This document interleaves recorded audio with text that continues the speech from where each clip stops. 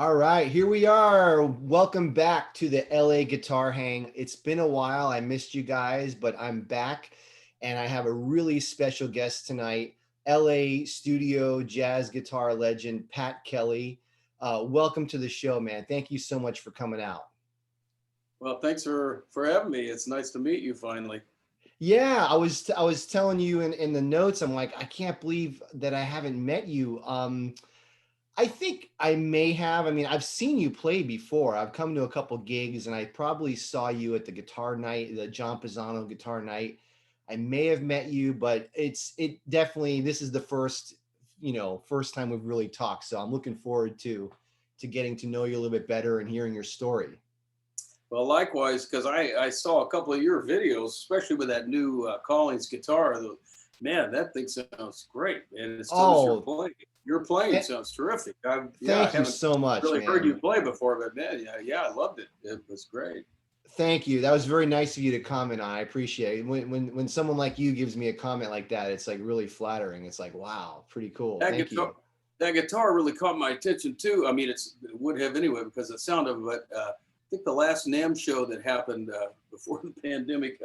Yeah, I remember playing a 330 type guitar like that at the Collins booth. It was a sunburst one, but it felt amazing. And I don't usually Yeah. feel like that about some guitar jumping out at me, but I picked that thing up and it was really special. I don't know if yours probably feels that good too, but there was something really amazing about it. I could almost unexplainable. Yeah, I mean, I'm a big time callings guy. I don't know if you've seen any of my other videos, but I actually have, it's embarrassing. I have like six of them. Oh my I'm gosh. like I'm a callings collector, man. Oh, I didn't know that. Yeah. Yeah. I mean, that was my newest one. I had just gotten it. I ordered it like a year and a half ago or something, maybe over a year, Yeah. but God, it took forever because of COVID and everything. That particular model came out a few years ago, and I remember playing it like you did at NAMM, thinking like this is unbelievable, and I had to have it, but I didn't get one right away. I have one of their archtop guitars that's kind of like a 175, and I have a couple 335 style.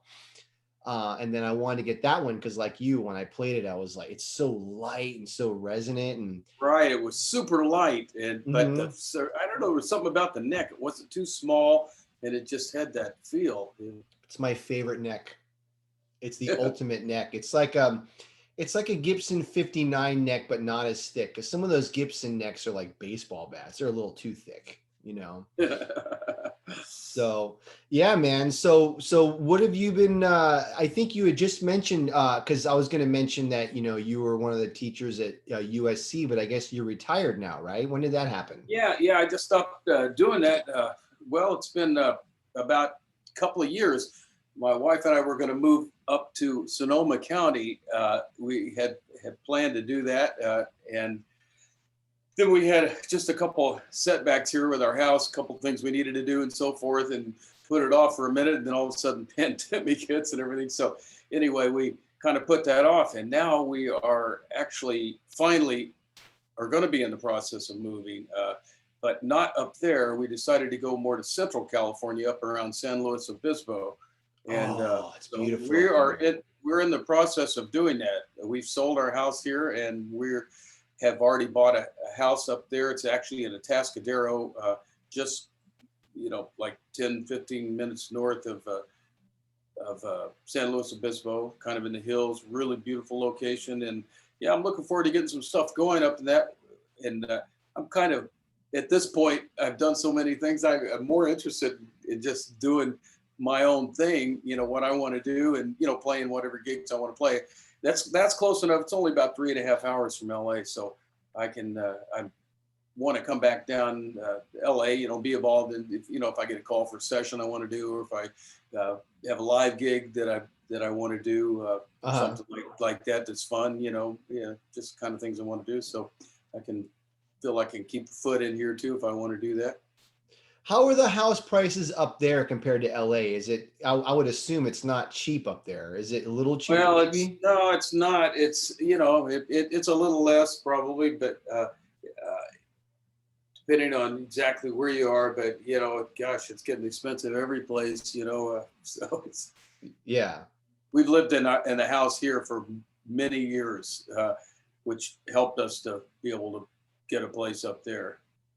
Yeah, I am a freak over Big Sur. I mean, I go up there as much as Oh, possible, big, yeah, Big Sur. and you're So right, you're right at the doorstep now, you know? yeah, we're going to be actually very close to there because the place we bought is actually about 15 minutes outside of the main town of it, Atascadero. It's like between there and Morro Bay, so we're only about 20 minutes from there, and then you know right up the coast to either Cambria or Big Sur or wherever you know you want to go that way, and pretty Yeah. close. We're going to be close to Paso Robles too, where most of the wineries are and all that kind of stuff. So that's going to be kind of fun. Is there much of a little scene up there with gigs and stuff like that? Well, there's a little bit of a scene. There's a few good guitar players up there. Adam Levine lives up there. Not the guy that was in the band that you were thinking of, but he's a great guitar player. I don't know if you know him. He used to I heard teach the name. He taught a long time ago at Dick Grove, if you remember that school. Yeah. Yeah, it's been closed for a while, but he taught there. But he's lived up there for quite a while, so he's kind of been one of the main guys there. And then Severson, who's Rich, great guitar player, and I'm getting ready to be the faculty on his camp here in about 2 weeks from now, that he does up by Yosemite. But he just moved to Atascadero, and I've gone up in the past maybe 2 or 3 times and played a couple of concerts with Adam up there, and a couple of real good drummers and bass players. I mean, you know, it's not LA, but my idea too, and I'm already talking to a guy to help me promote this, is I want to find a venue up there that I can bring musicians up from LA. It doesn't have to be like Pisano's Guitar Night necessarily, where it's all guitars, because I could see bringing, saxophone player or a great piano player or B3 player or whatever, up also, but try to get some kind of a thing going that's on somewhat of a regular basis if possible. And because I'm going to set up a really great guest scene at the house,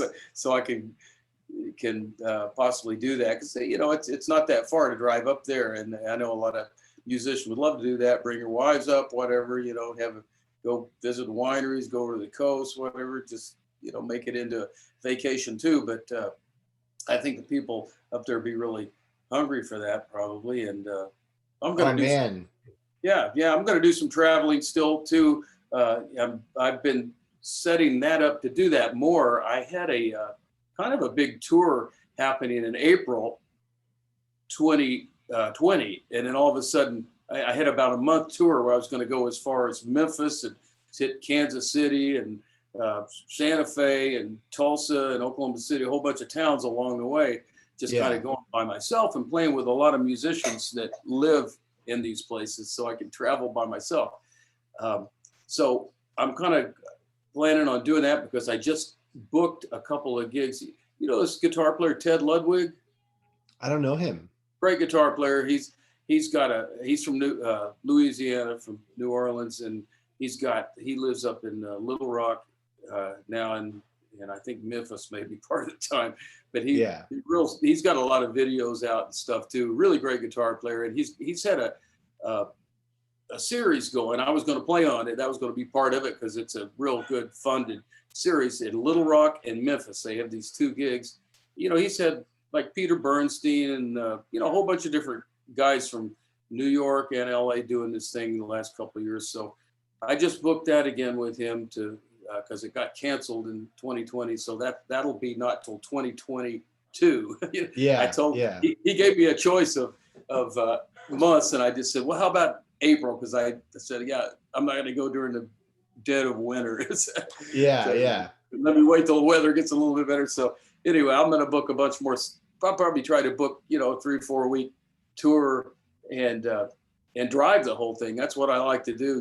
Take the amps and guitars I want, and then hit some towns along the way. I've just gotten to know. It's a really fun thing to get to know like the best guys in like all these towns, because there's some good players around. You can go out and play with some really great bands, if you just call the right guys, there, so you don't have to travel with a band, which is pretty hard to do unless you're really booking, big paying gigs. Yeah, I mean, that's so true. Like, man, it used to, I don't know how it was 30, 40 years ago, but per se, but it seems like any big town now has some great players. You don't even have to worry about it. You know, you just go anywhere and find somebody to play with. Yeah, absolutely. Yeah, you can find some. And it may not be like a giant amount of them like New York or LA or somewhere, but yeah, there'll definitely be some great guys. Just need one bass player and one drummer and you're set. Yeah, exactly. You Yeah. know? Another thing that I am really working on, and what I've already done, a number of things like this is complete solo thing, which I want to do more and more of that Hmm. as it goes on. I really like playing solo guitar, and I'm doing some singing with it also. Which what I want to do is not background restaurant gigs doing solo guitar, but Right. I'm working to get a concert thing going, or a club concert or opening act concert for bigger concerts if I can as a solo act. Hmm. So I'm hoping to do more of that in the future too, and just to make it, I like singing too, so I've never concentrated on it as much, but I've always sung my whole life, so doing some more of that, but trying to not sacrifice the guitar. I mean, I almost think of myself as wanting to be like Chet Baker or something, where Yeah. he sang, but he never sacrificed being a player either. He would maybe play the melody to a tune and then maybe sing it, or vice versa, and then solo on it. So it really wasn't like he was sacrificing being a jazz player by doing that. Right. And if you were to do something like that, would it be all jazz? Because I mean, I listened to some of your records in the last, recent time, and like the new album has some very folky acoustic stuff. Is that something like kind of what you would do mixed with jazz, or Well, what would it do which exactly? yeah, which album did you hear that was like that? That's Was the that I'm bad with names. I have it right here. Sing Me Back Okay, Home. yeah, yeah. So now that was like such a different project than anything I've done. I Uh, loved it. I basically played everything on that record, yeah, all the Uh, drums, bass, and how that came about was my dad. I grew up in Tulsa, Oklahoma. I right. moved out to California in the early '70s, but my dad was ailing, and I started going back there and visiting more, and getting in touch with a lot of musicians there. A lot of them were people I didn't know when I lived there, because I moved there a long time ago. Younger musicians. There are a few that I did know that still are playing and so forth, and we've done a few things together. But I started playing with just all kinds of gigs. Everybody put me on their gigs when I would go back there. I said, "What am I to do? Sit in my hotel room?" So I'm out playing every night there. It was like crazy. It was Mhm. like there's so many club gigs there that I'd be playing. Like if I was there for like 10 days, I'd probably have a gig 10 days, or if I wanted to, because there's, Yeah. they put me on the gigs. So anyway, there are a bunch of really great singers there too, and some really good musicians there too. So I had done, quite a few gigs with several singers over the course of going back there, over, a couple of years when he was starting to fail, and I went back there a lot more. Yeah. So anyway, I needed to do another album. At USC, they always had a merit review thing as well, where you Right. need to produce some stuff. So I said, hey, man, I need to do something here. So I got this idea. I said, well, it's be really fun to do an album with 5 singers that I've worked with back there, 5 female singers. So I went back there and I recorded all those tunes with just me playing guitar Right. only, them singing. And then I came back to my studio in LA and I redid some of the guitar stuff, but I added drums and bass and various percussion and various other Wow. things. So that's you. I didn't realize it was you on all the I other played instruments. everything on that record except for the vocals. Wow. Oh, except for a couple of little solos, I should say, because I had after I'd sort of done that, I sent a track back to this studio there in Tulsa and had a couple of good, Shelby Eicher, really fantastic fiddle player and musician. I had him play the fiddle on that Paul Simon song that was the opening tune. That was the folkiest sounding song because it was a real. Oh, so that was a Paul Simon song, because I didn't recognize that Yeah. particular song, but I was like, okay, I didn't know if you wrote that song or not. Yeah, no, I wish I did. A great song. Paul Yeah. Simon tune, kind of involved tune. It's really quirky tune, as far as Yeah. some of the bars are like different. All of a sudden there's Right. a 3/4 bar here or whatever. But, Yeah. So anyway, yeah, so that's kind of how that whole thing happened. So that I should have probably called that something else other than my name, other than I felt like, okay, I need to do some kind of, I should have called it Tulsa Singers or something, because it was so off the beaten path in some ways of some of the stuff I've done. Yeah. Did you hear the duo record that I did with all the guitar players? Yeah, you know what's funny? One of the ways that I practice mostly nowadays is I just play to records all the time, and I played to that whole record today. Oh, wow. And it's a great record. I mean, it's what an amazing. I mean, you sound great, and God, man, I mean, Well, all Peter those guys. Bernstein, Anthony Wilson, They're all Bruce great, Foreman, all of them, man. Like, wow, what a great. You play so well with all of them. It was really. I mean, I listened to it before I played with it, but I was actually doing some stuff, and I listened to it, and I'm like, oh, I'm gonna jam to this album today as my practice, And it was very easy to play with. I mean, all of you guys, obviously, you guys are all amazing guitar players, so the timing was just super solid. It was so easy. Yeah. Every one of those guys are like the ultimate pros, So yeah, it's pretty.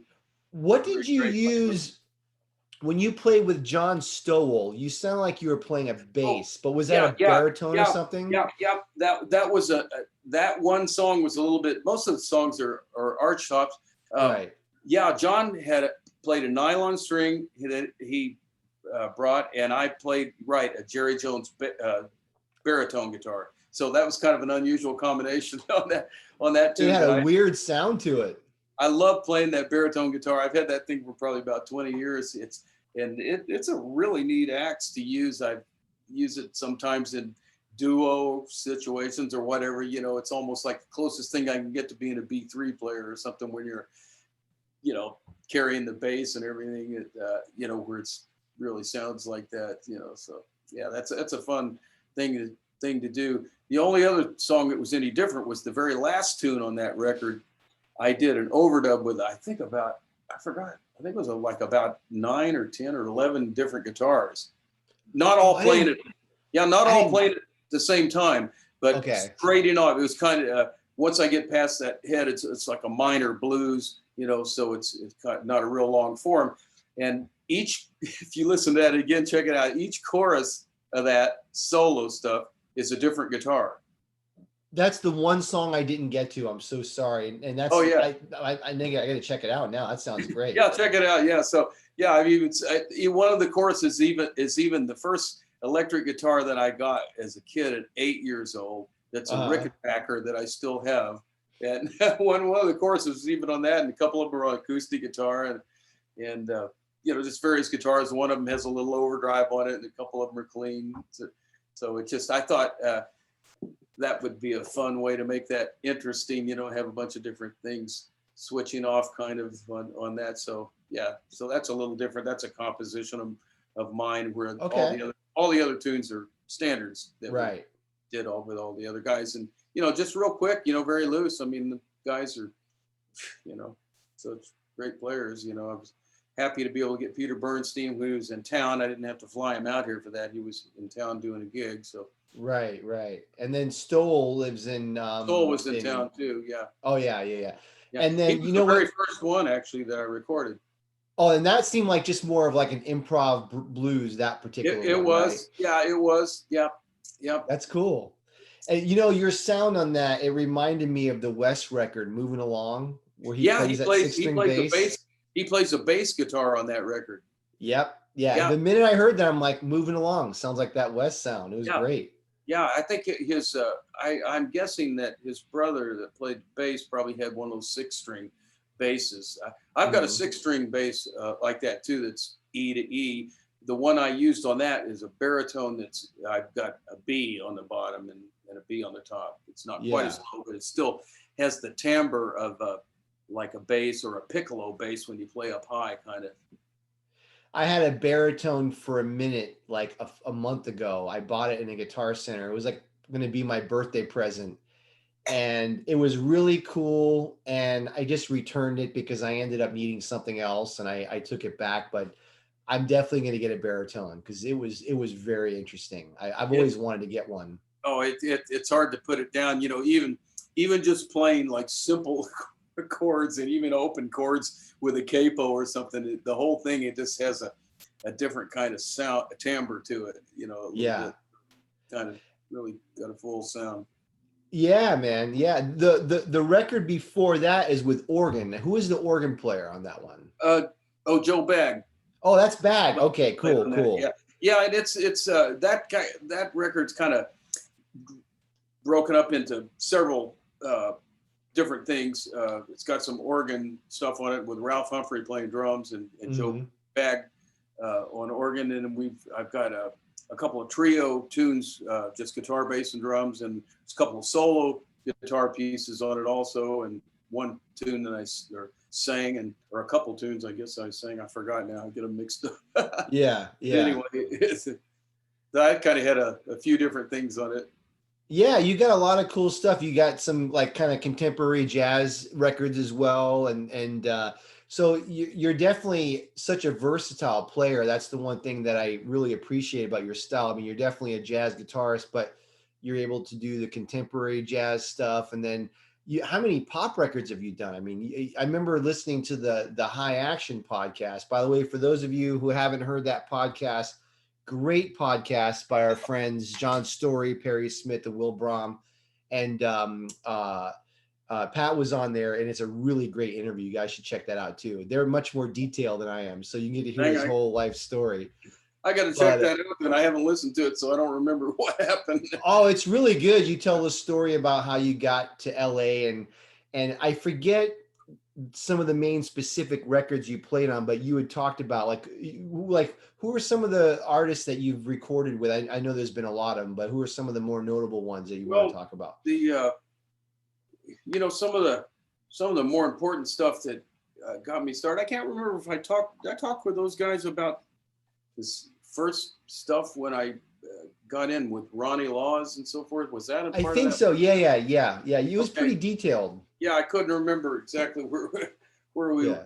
went with all that, and but that kind of thing got me really kind of going. I mean, that happened almost when I first moved here, as you might remember from Yeah. that interview, and kind of launched into, you know, touring with a lot of different people through a certain time. Doing we also were doing just tons of commercials in those days. When I first moved here, I mean, every session had a drummer and a bass player, and I mean, it had a whole band on it. You know, it was actually before all the sequencing and everything started, and Yeah. so much overdubbing at home. So any kind of session you went to, you know, whether it was even songwriting sessions, one of the places where a lot of us learned to play on some stuff was like Irving Alamo and some of these big publishing companies. Their songwriters would have to cut demos, like they'd be cutting, you know, maybe 4 tunes or 3-4 tunes or something like that. Hire some of the guys that were just, you know, up and coming, that weren't doing, you know, all the major stuff yet. That sort of disappeared for the guys that are coming up now, because everybody's doing their demos at their home studios. Right. There might be a guitar overdub or something. It's still kind of hard to do that, but you know, for those sessions, even that was like going in and cutting a, you know, a record or something, you know, and you learn how to play on those things. I grew up. I mean, I was working on jazz at an early age, but I also played in bands as, you know, as a teenager. You know, playing, you know, early teenager playing, you know, Beatles songs and Rolling Stones, and then later Hendrix, and then I ended up being in a real serious 9-piece soul band, which I feel like was probably real helpful thing in terms of being able to play R&B rhythm guitar and so forth, you know, by playing all that stuff back in the soul days. And then, so yeah, I had a lot of experience on playing gigs before I ever moved to California, because I started playing so young, and and we were playing gigs all the time, even before I moved to California. And what part of Oklahoma did you grow up in? Tulsa. Mm. Tulsa is where I grew up. Yeah. Tulsa. So it's a big city, lots of music going on. Yeah, it's always been a pretty musical town. You know, I mean, the Leon Russell connection and all that. In his studio, there was, you know, a time when this was after I moved to LA, kind of, so I kind of missed out on the time when George Harrison and Eric Clapton and everybody were hanging out there with Leon when he came back from LA and got his church studio going. But it's always been it's fun to play there because people are so into the music, and so it, you know, it's always fun playing a lot of other towns too. You know, we have so much stuff here in LA that in some ways people are a little jaded. You know, I mean, you can go out any night almost and hear something, but it's so kind of fun to travel sometimes and play somewhere where there's not so much stuff going, you know. Well, speaking of Oklahoma, I think it was really cool that you're in the Oklahoma Music Hall of Fame, if that's what it's called. Oh yeah, they have Jazz Hall of Fame back there, and yeah, that was back in like 2003. I think they inducted me into that, and that was nice. They have kind of a cool thing there. So well, pretty good company, I would say. Chet Baker and you know, Oscar Pettiford and Barney Kessel and Barney's from Oklahoma too. Charlie Christian. Charlie Christian's from Oklahoma or Texas, Oklahoma both. Yeah, I went back there, let's see, this must have been about 5 years ago or so, 5 or 6 years ago. He had played for Chet Baker first festival they were trying to get going in Yale, Oklahoma, which is just right outside of Tulsa, about 20 miles or so, 25 miles maybe. That's where where Chet Baker's from, and that was fun. I went back, so we just did a bunch of songs that, you know, that's pretty easy to do Chet Baker songs because he covered so many standards, you know. Yeah. Doesn't take too much to cover the songs, some of the songs he's covered. Right. But we had a good time with that. So he's one of the ones that's in the Hall of Fame for sure. Yeah, that's awesome. So, okay, so you grew up in Tulsa, you're playing, you know, I remember, I mean, we don't have to tell the whole story, but, you know, you got into guitar, you got into pop music, soul, and then eventually jazz. Now, were you the one that you said you moved to LA because you had a girlfriend? Is that your story or is that somebody else? Well, no, I'm thinking of somebody else. I'm sorry. Yeah, that might be someone else. Okay. Yeah. I mean, you know, I listen to that all the time, and I might have had a girlfriend. So what year and how did that whole thing go down? I mean, I'm assuming you wanted to go to LA to take it to the next level and all that. Well, I'll tell you, you know, maybe it's possible you might have heard some of my story, you might be thinking of that actually, because I did when I first moved to California, I moved to San Diego. And, you know, my intention was to move to LA. I had come out to LA a couple of years before that or so and attended a Howard Roberts seminar that was a whole week long. It was before he started GIT and so forth. So, man, I couldn't wait to come out after that. So, but anyway, my girlfriend who we were trying to stay together, and she had a degree to finish, and they had a good school for what she was into in San Diego. So, and I had an uncle there. I didn't know anybody really. I hardly had any money. Moved. I remember I had $800. Drove my van with a trailer behind it. I had my dog and my equipment and stuff. But at that time you could get an apartment or something for almost nothing. It was unbelievable. So that was like having $10,000 now almost. Yeah. But anyway, so I went to San Diego, and that was a really amazing time for me. I must say, of all my years, that probably was that was the biggest growth time for me probably. I was you got into studio work in San Diego, right? Yes, that's how your studio work started. Yeah, I did a lot of studio work there. I first started doing, just been really lucky with the way things have worked out. When I first got there, I mean, I didn't know anybody, but I went right out. I was just shy of being 21 at that time, and this drummer I knew named Ronnie Ogden. I remember his name, of course. And he had turned me on to John Osmond, who had a gig at the Hilton there in San Diego. He said, "Oh, the guitar player just left. He's auditioning guitar players." I like in town. This is like first week I'm in town, so I called him up and I went and auditioned and I got the gig, and so I started playing. That was a five. These kind of gigs are pretty much gone for the young guys now too. 5 nights a week, 4 or 5 hours a night, whatever. At playing, so you're playing constantly. This guy John Osmond, by the way, has had a bunch of people in his band. One of the people that was in his band before they became really famous was Nathan East, after me. Jason Sheff, lead singer in Chicago, and bass player, and several other people that have done really well. John was a little bit older than me. I'm there at like 21 years old. And he's probably maybe about 40 at that time or something like that. I can't remember, but he bring, the hot young players into his band there, and he had a steady gig forever there.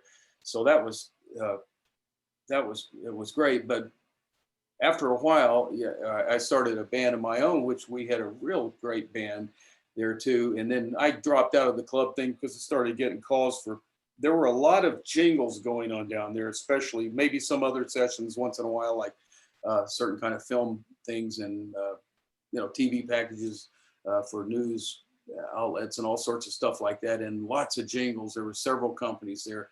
So it was, after a little while, kind of became the main guy there. I mean, there were a couple other guys. Peter Sprague, really fantastic guitar I've heard of him. Yeah. I have to check him out more. But yeah, but I was more the studio guy because he's one of the best musicians ever. I mean, I have ultimate respect for Peter. He's incredible. But he's not so much, the R&B and all the different styles, although he can play a whole lot of different stuff. Really great acoustic guitar player as well and all that stuff. But so he did some of the stuff, and there were a couple of library companies there that I wrote a lot of music for, and they bring in all kinds of different people. Grant Geisman wrote a lot of stuff for them too, and so did Peter and various things. But for most of the session work, I was working several days a week all the time down there, so I kind of stopped doing the club thing, and I was just doing some jazz gigs and that, sort of. And then I stayed there a little bit longer than I expected. I stayed here about 4 years, but that was some serious practicing. I mean, the heaviest practicing I've ever done was during that period. I mean, it was my daytime job, very serious, all day long almost, unless we were doing something else. And it would be, we had jam sessions like you can't believe down there. Everybody was so into playing, and the music, there was so much exciting music at that time that we were either playing gigs, all the time at night, or we were having jam sessions during the day at someone's house or whatever. So it was just a really fruitful time for me. And, moving here and hearing several players. There was a guitar player named Steve O'Connor. Nobody knows who he is, hardly, unless they were around there. But he was a real big influence because he was just such a beautiful player. When I'd go out and hear this one jazz group that played in San Diego, I'm coming from Tulsa, and these guys are like kind of another level in a way in jazz above what I'd really heard guys playing. That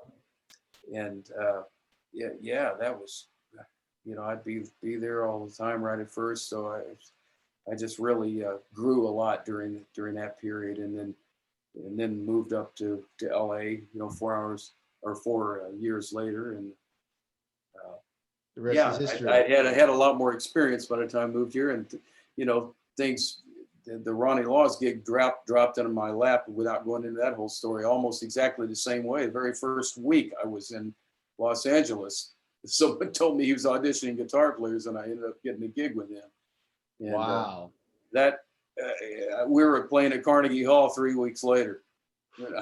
Because he was really big then. He was one of the biggest artists in that style probably at that time. So, and it just, I was at the baked potato all the time, and every place else. I'm at that time in my life, I'm hustling like crazy. I mean, I'm a young guy and I want to meet people. I'm calling people. I mean, I'm totally on it because I want to play, So Right.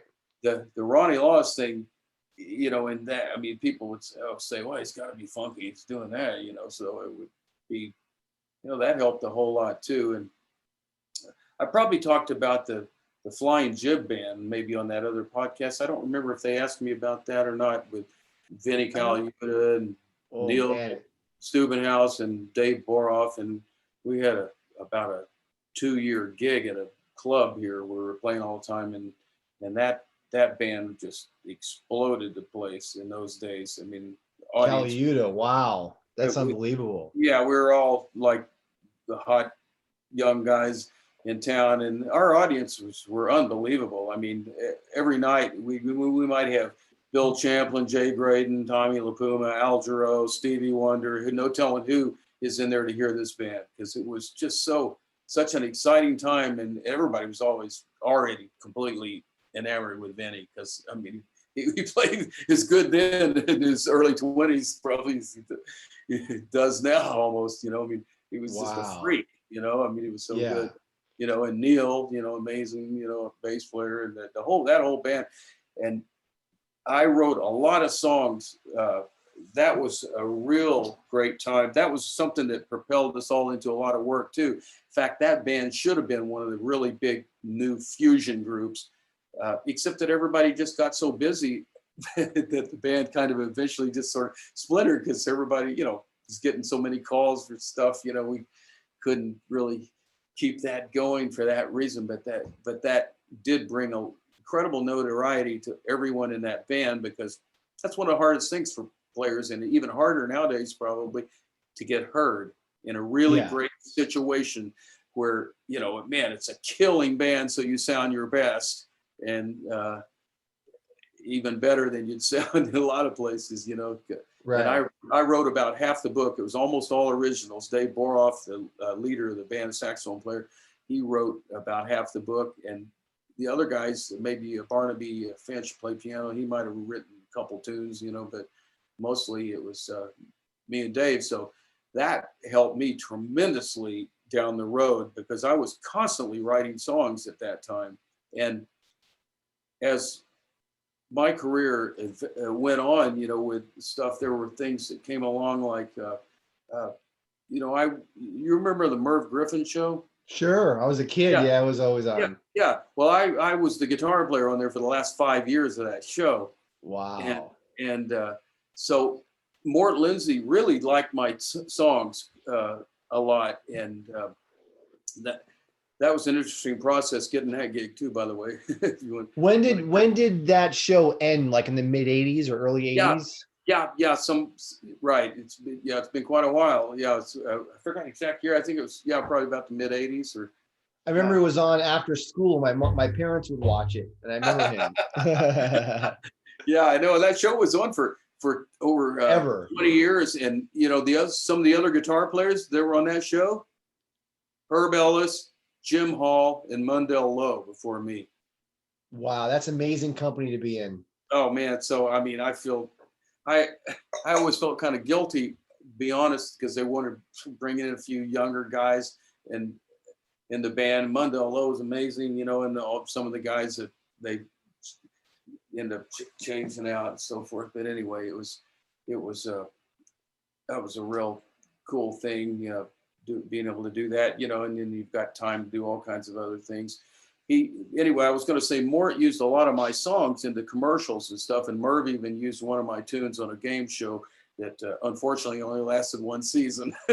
Oh man, you would have made money forever if that was the case. I know. Wink Martindale was the host of the show too, but it's called Headline Chasers, but it somehow, didn't fly. It wasn't, if it lasted like Jeopardy, boy, it'd be amazing. But anyway, man, you were in LA in the golden era almost. I mean, I know the 60s was really big, but God, like it was a smaller town back then, right? Oh, it was still happening. There was so much stuff that tons of guys were working all the time, even if it wasn't on the major records or whatever. There was so much stuff, different kinds of recording and gigs and things. So it's it's a little bit of a different world in a lot of ways, but some of the guys, guys like John Story, who you mentioned from the Yeah. U.S. guys, he's doing it, man. He's making it and figuring out a Yeah. way to make his niche in all these different ways, and really Right.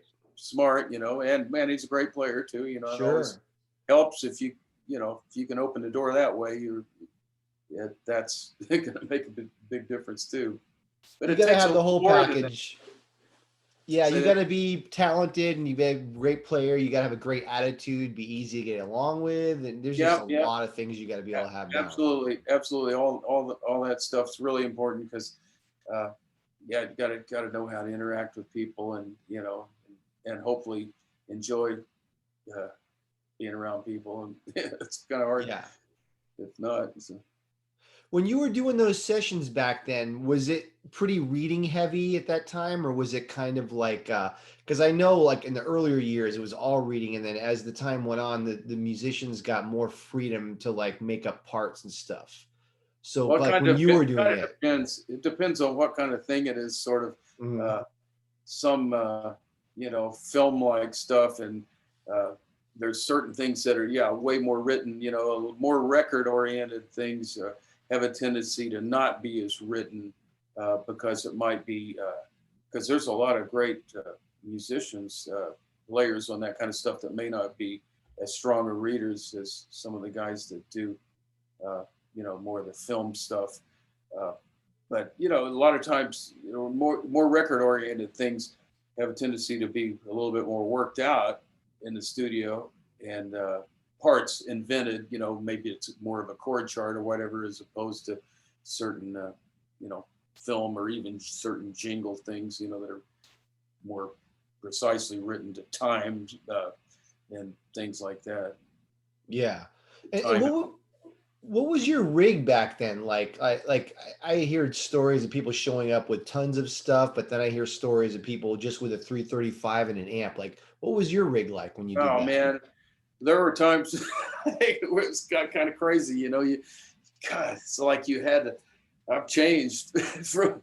Yeah, no, I had a couple of refrigerator sized Bob Bradshaw racks, Okay. all kinds of Everybody did stuff. that, huh? Yeah, I was like things almost in a big trunk with tons of guitars and different things in it. All that stuff. I I don't even have that rack together anymore. I mean, I've gotten into uh, really being into amps, really great amps, particularly tube amps, and just, I get a better sound out of those that I got out of Yeah. rack. I can get a great, the really big, like sort of Journey kind of Neil Schon, if I say Journey, big heavy overdrive sound was great with the rack and all that kind of Steve Lukather, yeah, although he's got Sure. all kinds of different sounds. Um, but for a clean tone, even if it's funky and with a Strat or something, or a jazz guitar or whatever, and it's hard to beat. I've got some really cool amps. I've kind of started collecting amps in a way, so I'm kind of particular about that sometimes. So anyway, your amps, you had a car amp, I believe you said on that video I watched, didn't you say? Yeah, yeah. I love car amps. I have That's a a tube couple. amp too. Yeah, I don't own one of those, but I've seen or heard a few of those. Yeah, so another. Yeah, I have that one that's they call it an Impala, and it's basically like a Blackface bassman, but in a combo with reverb. So it has a real big it's a loud amp, and when I do outdoor gigs, I like to have that headroom. I don't play that loud, but I noticed that Oh like yeah, for sure. some reason the outside Yeah. just sucks up all the sound Oh and you just yeah. overdrives real quick. Oh, totally. Yeah. Yep. So I definitely want to talk about your gear because I'm a major gearhead. So we'll talk about that. So yeah, so you started, you were playing with a lot of people, doing a lot of studio sessions. Did you do much touring at that time? um, well, I've done quite a bit of touring. Probably not as much when that show was going on because we're kind of in town. But I toured. I'm sure you probably know I toured with George Benson for 5 years. That's unbelievable. What And was that like? well, it was awesome. Yeah, I mean, it was great. We went all over the place. a lot of different countries, played a lot of these big jazz festivals in Europe and other places, you know, in Asia and all kinds of places. Yeah, and of course, George was, you know, like most guitar players, one of our idols, if you want to say that, you know. Yeah, I mean, absolutely. like, you know, for sure, you know, I mean, he was one of the guys I was really into you know, there were different waves of guitar players that I listened to, you know, some of the earlier guys that were all like, you know, Johnny Smith, Howard Roberts, Barney Kessel, all the guys that are in that, Joe Pass guys are in that age group. And then there was a group of guys that were, maybe they're all about 10 years older than me or so. George, Pat Martino, John McLaughlin, you know, Larry Corey, all the guys that are kind of in that age group Yeah. there and so forth. So, but yeah, George, you know, listened to a lot. And yeah, I got along great with George. It was, yeah, real fun thing. I just came to, it was my choice to leave. I probably could still be doing that. And some of the guys in his band have been with him so long, it's unbelievable. Mike O'Neill, I don't know, you know Mike? Yeah, he was on that other podcast too. I listened to that. Yeah, He had a yeah, great story. He's been with him forever. yeah. Mike's a great guitar player, and he was with George before me, and then he wanted to leave. He was having a kid and stuff, and so I came on. I didn't even meet George until I was at Soundcheck at the first gig in Portugal. Wow. Because he lived in New York. His management company was out here. I toured with a couple of people that they managed, Randy Crawford and a couple other people, and I knew the guys, and I was just sort of in the circle of here in LA, you know. So they knew, oh, this guy, I mean, he'll work great. He can do this. He can sing, because I was saying background with George also, like as Mike does also, and can play, you know, the rhythm stuff, you know, and the parts on that too. You know, he probably prefer that over somebody that's just strictly an archtop jazz guitar player, you know, because most, you know, a lot of times you're playing the other parts, you know, like on the pop tunes and so forth. I mean, especially. So you might be on a Strat or something while he's on his Ibanez or something. Yeah. I used a Strat a lot and a couple other guitars, you know, and I as well probably more than I used an archtop, because, and even when I'd solo, there's a kind of a cool YouTube video up where I've got a kind of a pretty blazing solo that's and I've got some overdrive on it. You know, I don't want to try to sound just like George after he plays. Not that you could, but it's yeah. It's but anyway, yeah, that was a real cool time. But Mike had done it before, so you know. Then Mike and I were already friends and had traded off on some gigs and stuff as well. And I also knew David Garfield real well, and some of the guys in the band. A couple of guys are bass player Stanley Banks, who's been with George since the early '70s and still plays with him. He lives in New York, and anyway, so. Yeah, that was Mike came over and we went over. I just learned all the tunes. He had a lot of tunes, and Mike came over, showed me the vocal parts. We recorded them on a cassette. I remember running that thing. So okay, great. I'll learn those singing parts too, and I'll just learn the tunes off the records. Because George didn't have very many charts. There might have been a couple of things scratched out, but for the most part, just went in and shedded the tunes for 2 or 3 weeks just to learn and memorize the tunes he was going to be playing, which probably quite a few of them. And then the very first gig was in Portugal, so we fly there and I meet him on stage. You know, I'm sure if it didn't work out, it wouldn't have worked out. But you know, he's a great guy, and yeah, we always got along really good. I think he liked me in the band. He seems like such a nice guy that, like, you know, if you're doing your part and sounding good and you have a good attitude, he'll be your buddy or whatever. He seems like that kind of guy, you know? Yeah. I mean, he's loyal and, you know, keeps guys. Tom Hall, who plays all the synth stuff, really great player. He was in a band when I was in it, and he's still playing with him. And then Mike, when I was going to say, well, I decided after that amount of time, I just kind of thought, well, you know, I mean, man, this is a great gig, but I don't think I want to be locked into this for my entire life. There were some other things I wanted to do. I wanted to record some more albums. I also wanted to have a kid. My wife and I were, and that happened shortly after that. She's 25 years old now. And, Yeah. and so that was the time. That happened like right after I left George. Our plans, we got lucky, and that happened fairly quickly. So I said, and then I didn't really want to tour too much after that, because I didn't want to.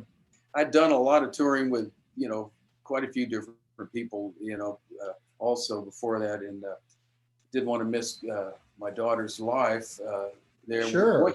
When she was 10 years old, I did go tour with Natalie Cole for a couple of years, about two or 2.5 years. And Terry Trotter called me. I don't know if you know Terry, but he's just a treasure. I mean, amazing piano player. A lot of the greatest piano players around here have studied with Terry, and he's revered as by almost everybody. He's on a bunch of Larry Carlton records when he used to work with him, but he's an amazing jazz piano player. And anyway, so he called me up, and oh my gosh, I wasn't sure if I wanted to do it at first, because how much does she travel? Yeah. And then Terry said, well, he said, I want you to do this. He said, we're going to get to open for her and play some tunes, play out. So I said, okay, man, that's really intriguing. So the very first gig, we did the Blue Note in Tokyo for a couple of weeks, and we got to play a couple of tunes out front every night, which was amazing because the band was so good. We had John Bell's guy on bass and Ralph Humphrey on drums. Wow. And it was really a great rhythm section. I've got a whole bunch of recordings off the board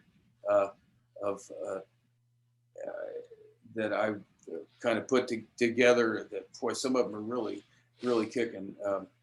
But that was fun. So, and that was a really good gig too. I mean, I've got to say, George, one of my very favorite guitar players, like most people, of course. Natalie Cole, I think my favorite all-time singer, female singer. I mean, she was just so good every night. We were doing almost exclusively the jazz book. We do about maybe 10% of the funky stuff at the end of the show.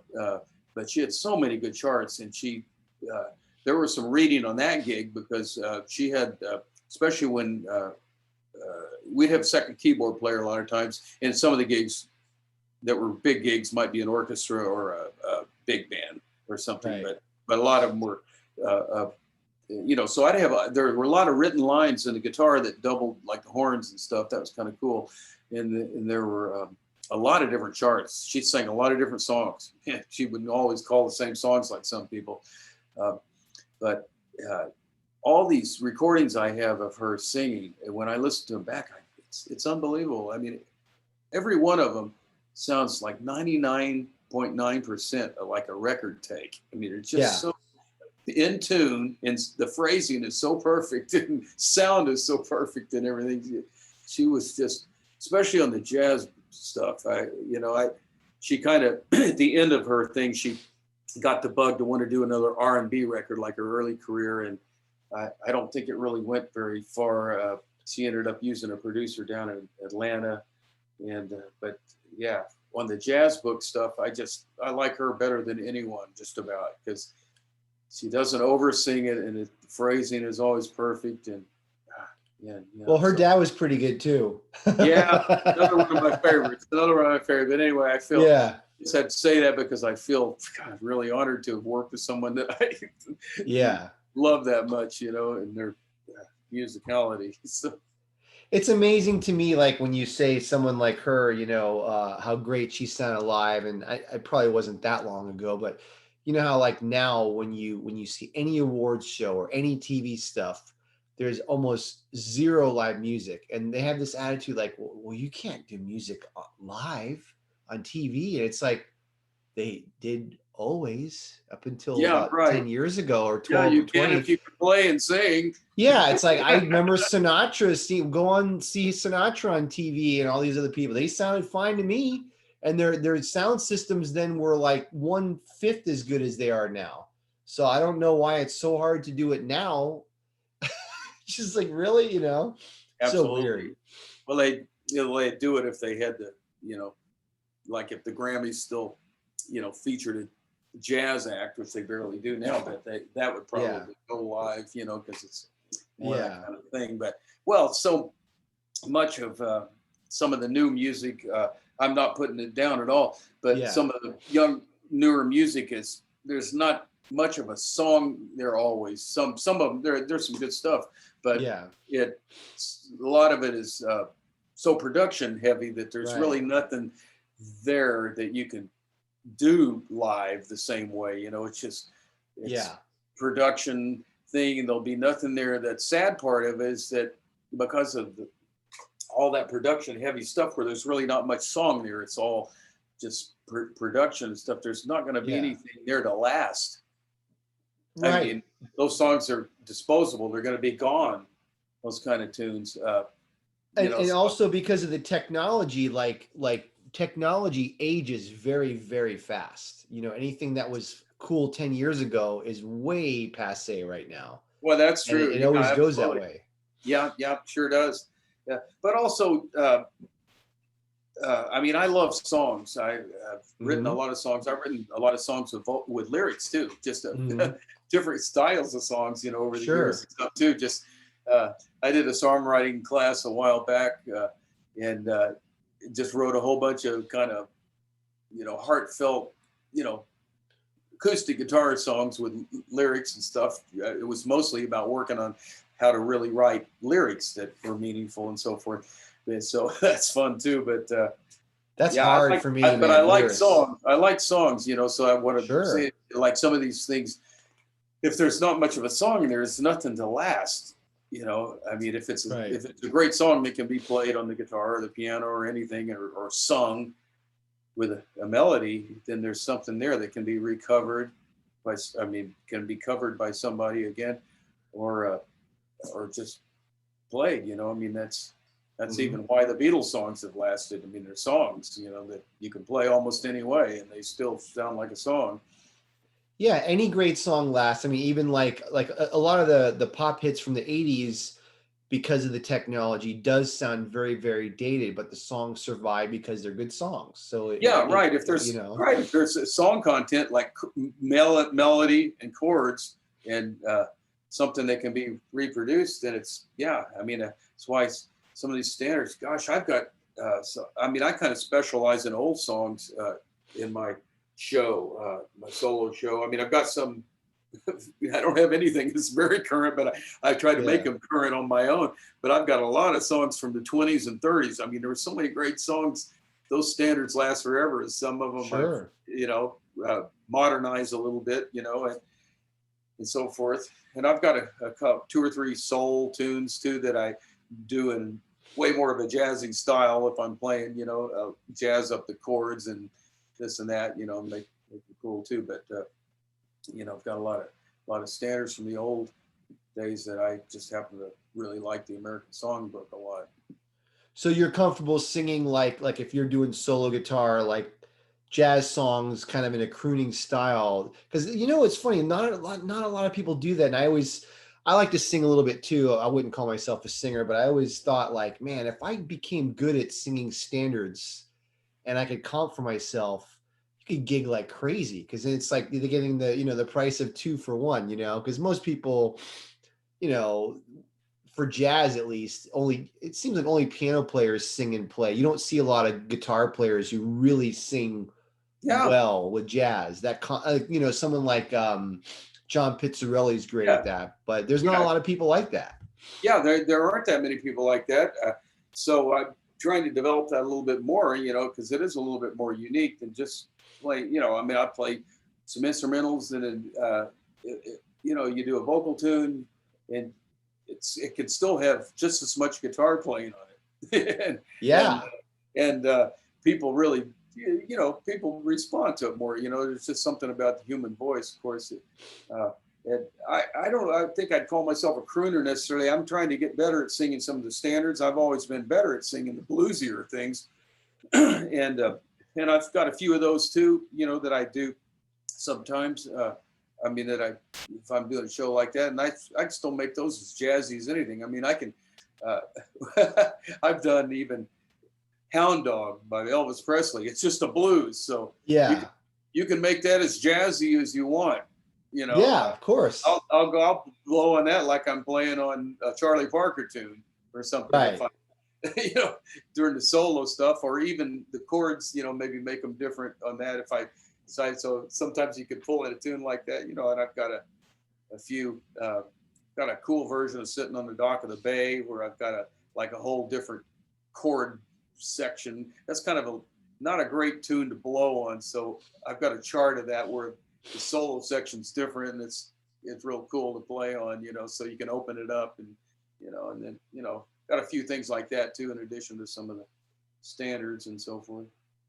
That's cool. I actually like improvising over that song because you get that major third, the three chord is Yeah. major. Yeah. That's always fun to play over, you know? Yeah.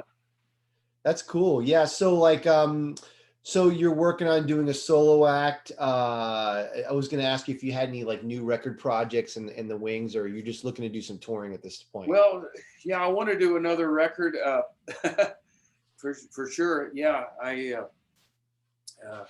want to go in and, yeah, it's funny. I get conflicted a little bit sometimes because I've got a few different things I like to do. But yeah, I do want to go into, I've recorded a lot of stuff here in my studio too, but here at home. But I want to go into a studio and cut some live things again. Probably with John Leftwich and Steve Haas. I've been playing quite a bit with those guys. We did a live show on, you've seen Billy Halting's show that he does, that Live at Zero BPM show? Oh, I've heard about that. I haven't checked it out yet. I have to check that out. Yeah, it's pretty. Had some cool stuff on there. We played one of them in his studio live where we actually played. That was only about, I don't know, maybe about a month and a half or 2 months ago, whatever. It wasn't too long ago. But I played quite a bit with them. Yeah, I've got a few different ideas. I also I'm kind of thinking about, it'd be kind of fun to do another duo record too. I mean, that's easy to record at home. I mean, if I just sort of start piecing it together, that could be kind of a fun thing. There's a lot of different guys that it would be fun to do that with that weren't on that other record too. You know, so yeah, I'll do some more. Definitely do some more projects. I'm going to be kind of busy here the next couple of months with this move I was talking about. So I'm trying to keep things going during that too. But yeah, I may probably wait till after that to really launch into, finishing another record. Well, I wanted to ask you a little bit about, if you don't mind, like if we had the time, just some of your equipment, because when I was listening to your, is that a Mapson guitar or is that a Boris? It's a Boris. Yeah. Boris. I have two of his guitars. One of them was made in 1984, and this blonde one that you've probably seen lately that I've played most of the time was made in 2008, I think. I love this guitar. It's funny. I've got a bunch of guitars, but I play this one most of the time. It's just something that feels great about it, and it always works great with an amp too. I have a few other guitars I like a lot too. I've got an organ gig coming up here in a couple. Let's see, when is that? 2 or 3 weeks. About 3 weeks from now, I think it is, or something like that. Where are you playing? Spogatini down in Orange County at Seal Beach. You know that club? I live in Huntington Beach. I'm like 10 minutes from there. Yeah. Anyway, they have mostly smooth jazz kind of stuff there, I think, for the most part at that place. But they've been Greg Karukas. It's his gig. He's kind of a real well-known smooth jazz piano player, really good musician, and one of the best guys, in my opinion, in that genre. He can play all kinds of stuff, but he's been playing organ too. So he's got this organ thing going. It's called Soul Organ. It's a quartet with a saxophone player also. Keith McKelley plays that. Joel Taylor's playing drums in it. Oh wow! And so it's pretty kicking. Greg's gotten to be really good at playing bass on the organ. So we're going to do that again. And I used this guitar last time. I was thinking this. I've got a Benedetto Bambino guitar also, which is a really cool guitar that's it's a little bit smaller body than this and has no F holes, but it's hollow body, 2 pickup. Yeah. So it's great guitar when you start getting a little bit louder. Also plays really good, sounds real clear and everything. Uh, it worked okay with this guitar, and the Boris is pretty good for that. You know, where it holds up pretty well in a fairly loud situation. Um, yeah, so we'll see. I may use that other guitar just start cranking a little bit. We use sometimes organ and and a drummer that plays really strong. Can start getting Yeah. a little bit louder than some groups. So yeah, Is that a laminate guitar there, or is it solid woods? the Boris. Yeah. It's a laminate top. Yeah, yeah. That makes it easier. It's a really great laminate top, though. A lot of people have studied this top to see how he makes this top, because it's got a great sound acoustically. Yeah. I mean, It's all how it's built. It's all my guitars are laminate. That's all I use is laminate guitars. Not as loud as maybe John Pisano's got a really loud L5 and Ullman that has no pickups on it. It's incredibly loud, but you don't need a guitar like that. In fact, that guitar might feed back too much. It might be too, if you had a pickup on it. It would blow up on an organ gig. It might. Yeah. Well, that's cool. What kind of amps are you using now? You say you collect a bunch of amps. Like when you're gigging, what are you using? Yeah, absolutely. Well, one of my I've done a lot of stuff with the Matchless Company. Okay. Played a whole lot at their NAMM show booth over the years. Last couple of years they didn't do that, so I've had several of their amps that I've used a lot over the years. One of the amps that it's still probably maybe the holy grail of all of them that I have here that I've owned since about the mid 70s is a 64 Blackface Deluxe Reverb. Oh man, that's still the sweetest amp, man. Everybody wants this amp. It just sounds good. And then I've got I've got a 1957 Tweed Bassman that I restored. It was my dad's amp he had for years. I've told this story before, and you may have heard this, but I was probably about 18 years old, and the guitar, that amp wasn't that old, and we thought, let's make it look new. We tried to recover it in black, and did a terrible job, but it was like that for years. And so I found it, and then just sit around. He didn't play it for years. It had a few crackly parts in it, but I had it completely restored. Robert Dixon, my amp guy, he's incredible. He knows how to do anything to any tube amp, and how to get them back totally original or whatever. And it's got the original speakers, and I had it recovered and everything, so it's beautiful.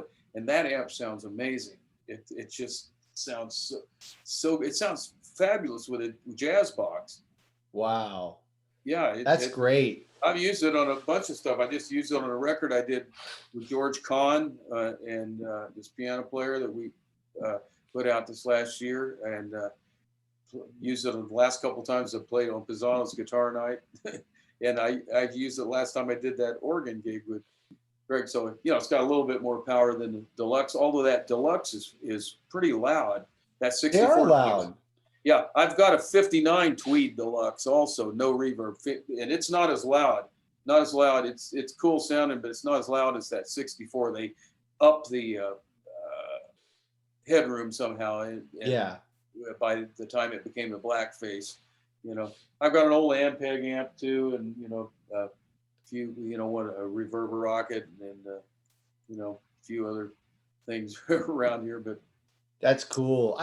I've had a couple Deluxe Reverb clones that sounded good, but nothing sounds like the original Blackface. I want to get one of those, but they're so expensive. I know they've gotten to be real. I think I paid $200 for it, but that was back in those days. I know I could sell it for $3,000 without thinking about it.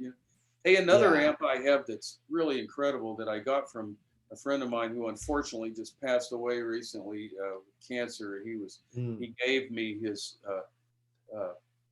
early, 62 Supro that sounds amazing. Also has a 15-inch Weber speaker in it, a real light speaker, a 15-inch, and that amp has a real great sound also. It's funny, it's not as loud as you'd think it would be because it's got two 6L6 tubes in it. You'd think it'd be about as loud as that Bassman, but it's Right. not. But it sounds great, you know. So yeah, got that too. So you're a tube guy. That's what I am too. I don't Yeah. have any vintage ones, but I buy these boutique ones because they're not as Oh expensive. yeah. They're still expensive, but they sound amazing too, you know?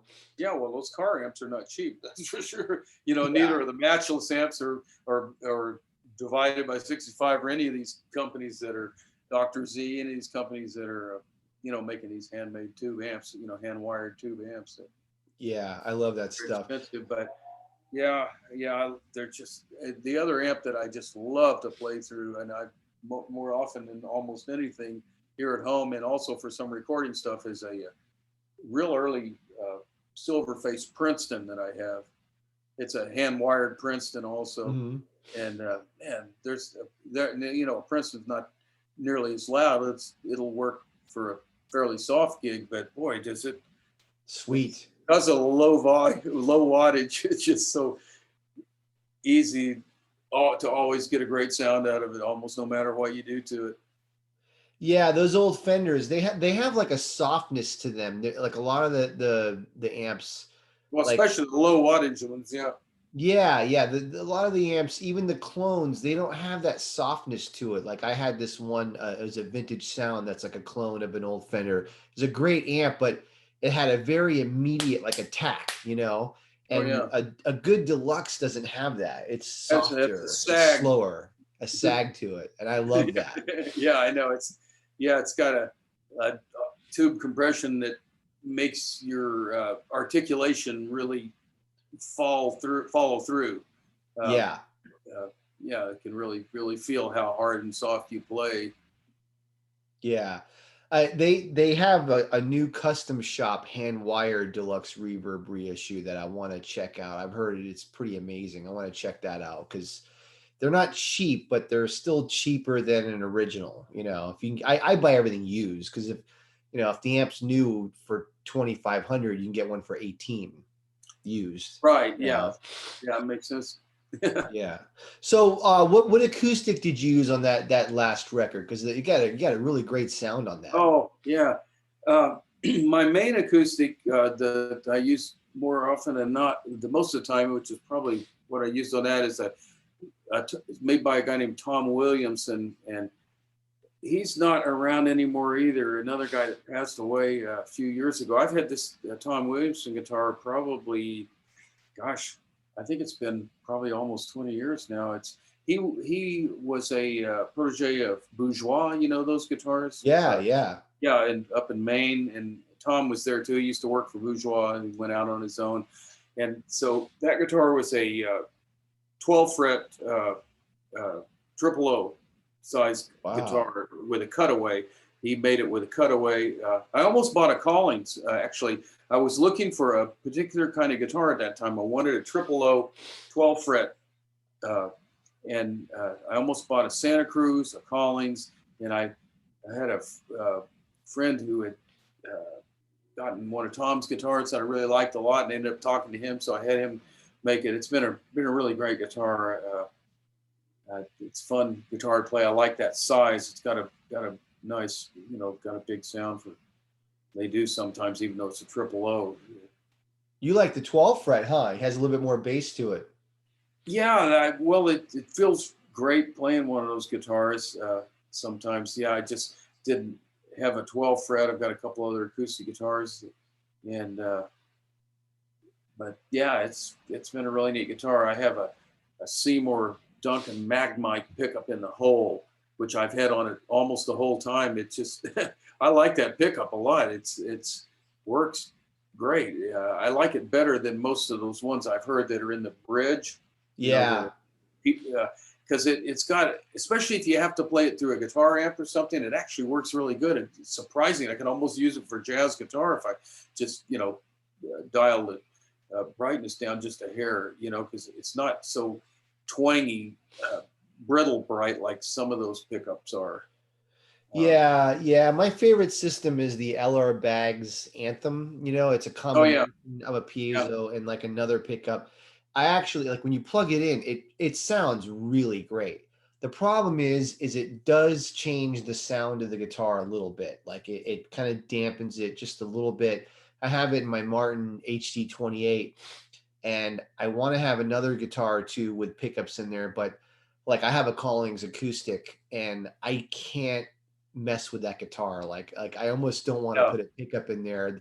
I mean, I want to play it live because I'm kind of like affiliated with them in a way. So I want to play it live, but I can't put a pickup in there. But maybe that Seymour Duncan might be the way to go. Yeah, yeah, because it's pretty easy to install. Now, if it's there for a long time, it's possible it could leave a couple of little marks on the guitar. Probably won't if I've just left mine on there, so I don't know if I took it off, it would or not. But yeah, you don't have to drill up the bridge or anything like that. I mean, you can take it out and, so that might be the way to go. But Yeah. yeah, it's pretty natural sounding, usually most anything I plug it into. And I've even recorded a few things direct uh, with that pickup instead of mic in it. I mean, most of the time I like to mic an acoustic guitar, but I Right. have done that a few times too, where it sounded pretty darn good. Cool. Cool. Well, hey, I don't want to keep you all night. I really appreciate your time, Pat. And what's the best way for people? I'm assuming patkelley.com. Is that the name of your Yeah, website? yeah, that's my website, patkelley.com. I have a YouTube channel too that has a bunch of videos on it. Anybody And, wants to and all know your that? records are on like all the streaming platforms and stuff like that. Oh, mostly, I think. Yeah, you're on Apple. That's how I checked out your stuff. I'm assuming if you're on Apple, you're probably on Spotify and all that kind of Yeah, stuff. I guess so. Yeah, mostly, Yeah. that stuff just shows up there. But anyway, Yeah. well, thanks a lot, and I look forward to getting together with you in person sometime, and playing a little bit because man, you sound terrific. Oh, thanks, man. That would be amazing. I mean, that would be a lot of fun. When I heard that guitar duo record, that's one of my favorite things to do is play duo. I've done many, Yeah, many gigs like that. It's a shame you're moving away, but maybe I'll come up and hang out with you sometime at the new place because I love it up there. I'll come up there anytime. yeah, yeah. That would be excellent. That's one of our goals. Is we're fixing up a, a guest room, and we're Yeah. hoping lots of friends will want to come up and have a weekend vacation, go do some other stuff, whatever you want to do, and Yeah.